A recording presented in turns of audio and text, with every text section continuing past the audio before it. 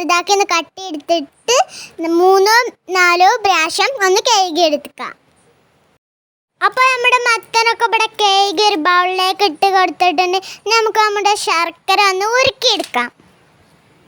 ഇതിന് വെള്ളം ഒഴിച്ചിട്ട് നമ്മുടെ ശർക്കര ഒന്ന് ഉരുക്കിയെടുക്കാം. ആവശ്യത്തിന് വെള്ളം ചേർത്ത് കൊടുത്തിട്ട് മത്തനൊന്ന് വേവിച്ചെടുക്കാം. മത്തൻ പായസത്തിലേക്ക് നമുക്ക് ഇനി അരിപ്പൊടി കൊണ്ട് ചെറിയ ബോൾസുകളാക്കിയിട്ട് ഒന്ന് എടുക്കാം. അതിന് നമ്മൾ 2 കപ്പ് അരിപ്പൊടി ഇവിടെ എടുത്തിട്ടുണ്ട്. അത് നല്ല തിളച്ച വെള്ളത്തിലേക്ക് ആവശ്യത്തിന് ഉപ്പും ചേർത്ത് കൊടുത്ത് നന്നായി കുഴച്ചെടുത്തിട്ട് നമുക്കിത് ചെറിയൊരു ബോൾസാക്കി എടുക്കാം. ബോൾസാക്കി എടുത്ത ശേഷം നമുക്കിതൊന്ന് ആവിയിലൊന്ന് വേവിച്ചെടുക്കാം. അപ്പോൾ നല്ല ടേസ്റ്റ് ആക്കാരം കൂട്ടുകാരെ. ഈ കുഞ്ഞു ബോള് നമ്മുടെ പായസത്തിലേക്ക് ഇട്ടാൽ ഞാൻ കുളിച്ചിരിക്കുന്ന കൂട്ടുകാരെ നല്ല രസമാട്ടോ. ബോൾസൊക്കെ ആവിയിൽ വെന്ത് വന്നിട്ടുണ്ട്. 1 ടീസ്പൂണ് നല്ല ജീരകവും ആവശ്യത്തിന് ഏലക്കായും ഒന്ന് പൊടിച്ചെടുക്കാം. ശർക്കര ഉരുക്കിയത് ഇവിടെ റെഡി ആയിട്ടുണ്ട്. നമ്മുടെ പായസം ഒന്ന് കുറുകി വരാനായിട്ട് അരിപ്പൊടി ഒന്ന് ഇതിലേക്ക് ചേർത്ത് കൊടുക്കാം. ഇനി നന്നായി ഒന്ന് ഇളക്കി കൊടുക്കുക. നന്നായി ഇളക്കി കൊടുത്തെങ്കിലുള്ളൂ ഇതൊന്ന് കുറുകി വരിക.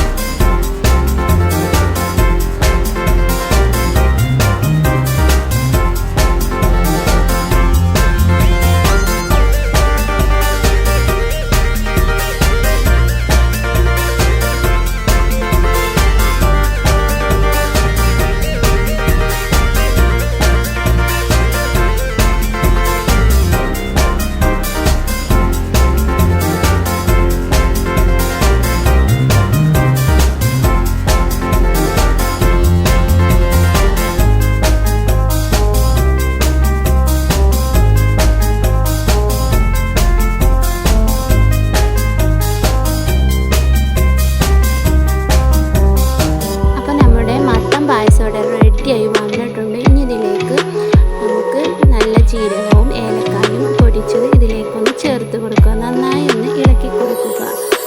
നമ്മൾ മത്തൻ പായസം ഇവിടെ റെഡിയായി വന്നിട്ടുണ്ട്.